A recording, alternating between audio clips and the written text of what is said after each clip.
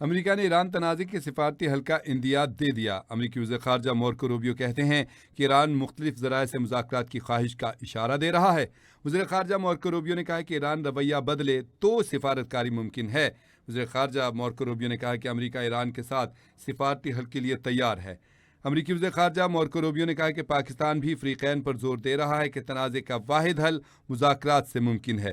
انہوں نے کہا کہ امریکہ ایران کے ساتھ سفارتکاری کا دروازہ بند نہیں کرنا چاہتا۔ مارکو روبیو نے کہا کہ اگر ایران کسی مفاہمت کی شرائط کی خلاف ورزی کر رہا ہے تو وہ معاہدہ مؤثر نہیں رہ سکتا۔ وزیر خارجہ مارکو روبیو نے کہا کہ عراق میں امریکی فوجی کی ہلاکت ایک حادثہ تھی۔ وزیر خارجہ مارکو روبیو نے بتایا کہ حادثہ گرے ہوئے ایرانی ڈرون کو سنبھالتے وقت پیش آیا۔ امریکی وزیر خارجہ نے کہا کہ ایرانی میزائل اردن کی فضائی دفاع کو عبور کرنے میں کامیاب ہوا۔ ایران آبنہ ہرمز کو بطور دباؤ استعمال کر رہا ہے۔ مارکو روبیو نے کہا کہ امریکہ عالمی جہاز رانی کے تحفظ کے لیے ضروری اقدامات اٹھاتا رہے گا۔ امریکی وزیر خارجہ نے کہا کہ ایران نے آبنہ ہرمز کو محفوظ اور کھلا رکھنے کے بجائے 3 بحری جہازوں پر حملے کیے۔ امریکی وزیر خارجہ نے کہا کہ ایرانی اقدامات کسی بھی مفاہمتی کوشش کے برعکس ہیں۔ مارکو روبیو نے کہا کہ ایران اب بھی میزائل اور ڈرون حملوں کے ذریعے تجارتی جہازوں کو نشانہ بنا رہا ہے۔ وزیر خارجہ مارکو روبیو نے کہا امریکہ ایرانی اقدامات کے جواب میں اقدامات کر رہا ہے۔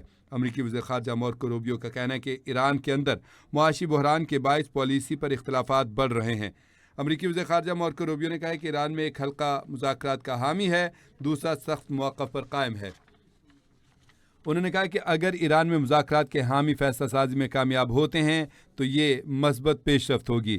امریکی وزیر خارجہ نے کہا کہ موجودہ صورتحال میں امریکہ اپنی کارروائیاں جاری رکھے گا۔